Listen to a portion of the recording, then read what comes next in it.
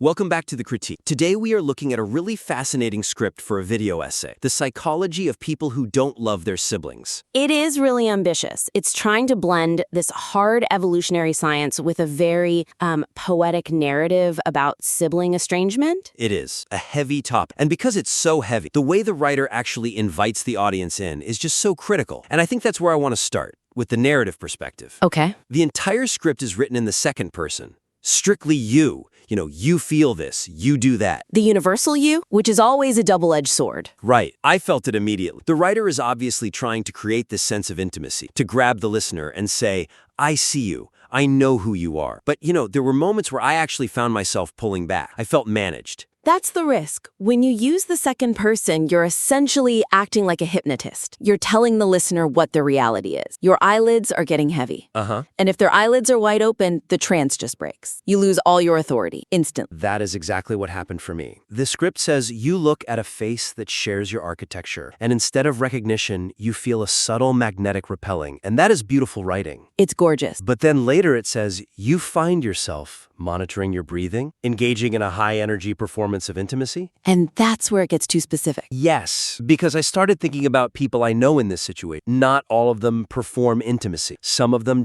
they shut down. Some get angry. Some are totally indifferent. So by telling the listener you are performing, you risk alienating everyone who handles that stress in a different way. It creates a kind of pass-fail for the listener, doesn't it? If I'm listening and I hear that line about monitoring my breathing, and I think, actually, I don't do that. I just leave the room. Then suddenly I'm thinking, well, maybe this isn't for me. Exactly. Maybe my psychology is different. And just like that, you've lost the very person you were trying to connect with. So how do we fix that? Because the intimacy is good. We don't want to lose that. We want to lose the presumption. You'll have to introduce a little narrative distance. You need to toggle between that immersive you and maybe a more observational one or the estranged individual. Okay, so give me an example. How would that actually sound? All right, so take that breathing line. Instead of saying, you find yourself monitoring your breathing, which sounds a bit like an accusation. Right. You could say something like, for many, this friction manifests as a sudden need to monitor one's breathing. A high-energy performance of intimacy. It's a subtle shift, but it feels completely different. It offers the experience to the listener instead of forcing it on them. It validates the behavior for those who do it, but it doesn't exclude those who don't. You're just saying, this is a common symptom, not this is your symptom. I see that. It creates a me too moment instead of a do I moment. There's another section where this happens later on about romantic relationships. Oh yeah, I remember that part. The text says, you likely find yourself possessing a hypersensitive radar for entitlement. See, that feels like a bad horoscope, a little prescriptive, maybe even a bit accusatory. Like, you are damaged, so you're paranoid in love. Exactly. It's a diagnosis I didn't ask for. So if we apply that same idea, that narrative distance, we can keep the insight but just remove the finger pointing. Maybe something like, this defensive architecture often migrates into romantic history, creating a hypersensitive radar for entitlement. This defensive architecture, that is so much stronger. It links the behavior to the root cause, to the family dynamic, and instead of just slapping a label on the listener's personality. Precisely. It turns the listener into an observer of their own life, which is, it's actually empowering. It helps them understand the mechanism instead of just feeling bad about the symptom. Okay, let's move on to style. This is a very written pace. You can tell the author loves language, but I almost felt like I was getting whiplash from all the imagery. Oh, the metaphor stacking. Yeah, it was relentless. I mean, in the first 30 seconds alone, we go from dense frequency of silence to biological static, then low-grade vigilant containment, architectural echoes, and then, bam, forcing a puzzle piece into a slot. My brain was doing gymnastics, just trying to keep up. We jumped from audio engineering to biology to architecture to a jigsaw puzzle in 2 sentences? It just dilutes the power, doesn't it? Completely. The brain needs a moment to actually live inside a metaphor. If you tell me this is biological static, I start to imagine white noise, a signal that's not getting through. That's a really powerful image. It is. But then if you immediately tell me it's also a puzzle piece, now I have to dump the static image and visualize a piece of cardboard. It's just cognitive clutter. And the puzzle piece image is, well, let's be honest, it's a bit of a cliché. It is. And that's the tragedy here. The writer has these incredible, unique metaphors. I mean, biological static is brilliant. It fits the whole theme perfectly, but they suffocate it by throwing in the puzzle piece, which we've all heard a million times. So the advice here is what we sometimes call editorial kill shots? You have to be ruthless.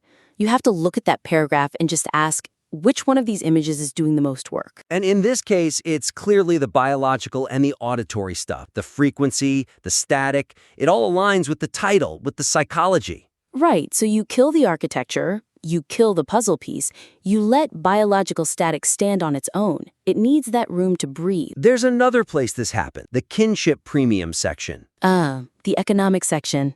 Yes. The core idea is fantastic, that sibling love is a kind of subsidy from nature. But then the script just throws in drip feed, bribes, chemical haze, buffer, and anesthesia. Again, we're jumping from economics to medicine to mechanics. Drip feed is a hospital. Bribes is corruption. Buffer is mechanical. Anesthesia is surgical. It's a scattershot. The writer is just throwing words at the wall, hoping one of them sticks. And the fix is just to lean into the strongest one. The economic metaphor of the premium and the subsidy is probably the smartest part of the whole essay. It is, so strip everything else away. Don't talk about anesthesia. Talk about cost. Talk about investment. Talk about debt. If you commit to that economic metaphor, the biology becomes a transaction that the listener will shut out of. And that's heartbreaking. Yeah. You know, nature pays a subsidy to your siblings, but you have to pay full price. That hurts. Nature gives you anesthesia is just vague. That phrase, nature pays a subsidy, is so much clearer. It helps the audience understand the deficit they feel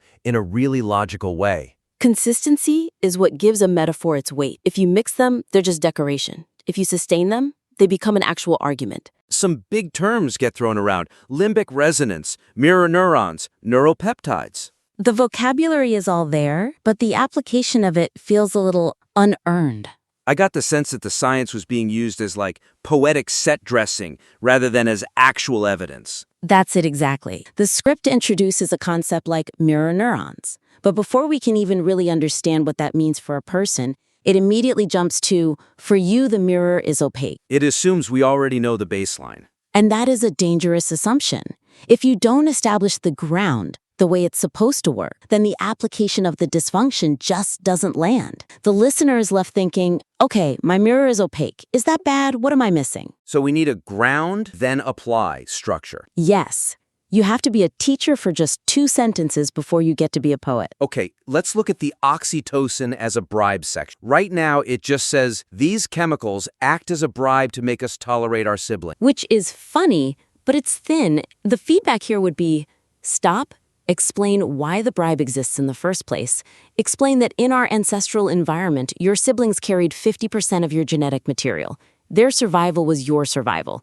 Nature had to bribe you not to kill them over resources, because if they died, your genes died. That raises the stakes so much. Immensely. Once you establish that oxytocin is a survival mechanism, a literal glue keeping the gene line alive, then you pivot. Then you can say, but for the estranged, the check bounced. The chemical deposit never hit the account. Now I feel the loss. Before it was just a chemical. Now it's a betrayal of my own survival instinct. Precisely. You have to show me the paradise I was promised before you show me the wasteland I'm living in. Okay, so what about the mirror neuron? The script says they fire in a sympathetic rhythm. Again, it's poetic, but what's the function? The writer needs to ground it. Mirror neurons are how we regulate temperature. They're how we regulate heart rate. When a mother holds a baby, their heart rates actually synchronize. That is biological safety. So if I don't have that with my sibling? If you don't have that, you're biologically freezing. You're unregulated. See how much harder that hits? If you explain that mirror neurons are a thermostat for the soul, and then you say your thermostat is broken, that's terrifying. That's real. The mirror is opaque is just pretty words. It transforms the piece from a complaint into a diagnosis. And people love a diagnosis. It validates their suffering. It tells them it's not in your head, it's in your hardware. I want to talk about where this all ends up, the conclusion. For a piece that talks so much about survival and sovereignty, the ending just felt incredibly dark to me. Fatalistic. That's the exact word I wrote down. It ends on this image of a survivor walking with a limp, and it says, "The limp is the only reason you are still walking." It's a powerful image, but it's a depressing one. It frames the listener's entire existence as a result of damage. It suggests their independence is really just a scar. It uses terms like chronic misalignment and accumulating debt. It feels like the writer is saying, congratulations, you escaped, but you will never be whole. And I really don't think that's the message the writer wants to send. They talk about sovereignty earlier in the script, but you can't really be sovereign if you're defined by a limp. So how do we reframe this? Because we can't just pretend the damage didn't happen. That would be toxic positivity. No, of course not. We don't want to say everything is fine. We want to pivot from damage to adaptation. You know, in evolution, a mutation isn't always a bad thing. Sometimes it makes you better suited for a new environment. So the limp isn't a disability? Maybe the limp is a stride. Let's look at the text. It says, you have inadvertently inoculated yourself against the depth of human entanglement. Which just sounds lonely. It sounds like you're immune to love. Right, so the suggestion is maybe to add a yet. Yet, the most powerful word in editing. You have inoculated yourself against entanglement. Yet, this inoculation provides a clarity that others lack. Go on. It gives you a distinct ability to engage only where there is genuine reciprocity. And suddenly, you aren't damaged goods. You're a specialist. You're someone who doesn't waste time on fake connections because you know the cost. That is empowering. It turns a deficit into a superpower. Exactly. And then for that final line about the walking, the limp is the only reason you are still walking. How do we fix that? We stop focusing on the injury and we start focusing on the locomotion. We could write something like, the limp is not just a wound. It is the rhythm of someone who learned to walk without a crutch. It is the gait of the self-sustaining. The gait of the self-sustaining? That gives me chills. It acknowledges the pain you learn to walk without a crutch, which is hard, but the result is that you can stand on your own 2 feet. You aren't hobbling, you are marching. It completes the arc. We start with the biological failure, the lack of the subsidy, and we end with the successful adaptation. You didn't get the subsidy, so you built your own economy. Boom. That's the story. That's the hero's journey. The current draft leaves the hero in the hospital. We need to see the hero walking out the door. This feels like such a crucial shift for the audience. If I'm listening to this because I don't love my sibling, I already feel guilty, I already feel broken. I don't need a video essay to confirm that for me. I need it to show me how my brokenness is actually a different kind of function. That's the responsibility of the writer here. You're taking people into the dark. You have to show them the light switch before you sign off. Okay, so let's recap the big opportunities for this script. We covered a lot of ground. We did. First, the narrative perspective, the universal you. It's just too tight, too prescriptive. Loosen the grip. Stop telling the listener what they feel. Use one, use the estranged, use for many. Let the listener step into the suit. Don't try to force it onto them. Second, the metaphors. We are drowning in them. Editorial kill shots, pick one lane and stay in it. If it's biology and audio, great. Cut the architecture, cut the puzzles. And for the love of God, stick to the economic metaphor for the kinship premium. It's the strongest idea in the piece, don't dilute it. Third, the science. Ground it, then apply it. Don't just drop buzzwords, explain the evolutionary function. Survival, heat regulation, gene propagation, and then explain the dysfunction. Make the science do the heavy lifting so the poetry can really soar. And finally, the conclusion, the tone. Move from fatalism to adaptation. Don't leave us with a limp. Leave us with a stride. Reframe the isolation as a kind of clarity. Reframe the lack of support as self-reliance. This script has incredible bone. I mean, that insight about biological static is one of the best things I've read in a long time. It just needs to be excavated from some of the clutter. Absolutely. The writer is clearly talented. They're just trying to do too much at once, trying to be a poet, a scientist, and a therapist all in the same sentence. They just need to slow down, separate the threads, and then weave them back together a little more deliberately. I really hope the listener takes this feedback and runs with it. I would love to read a version 2 of this script. Me too. If they nail that ending, this could be a viral piece. It speaks to a very specific silent pain that a lot of people carry. To our listener, thank you for submitting this. It's brave work. Please apply these edits, diversify the voice, streamline the imagery, ground the science, and empower that ending and send it back to us. We really want to see this cross the finish line. Can't wait. And to everyone else listening, thanks for joining us on The Critique. We'll see you next time.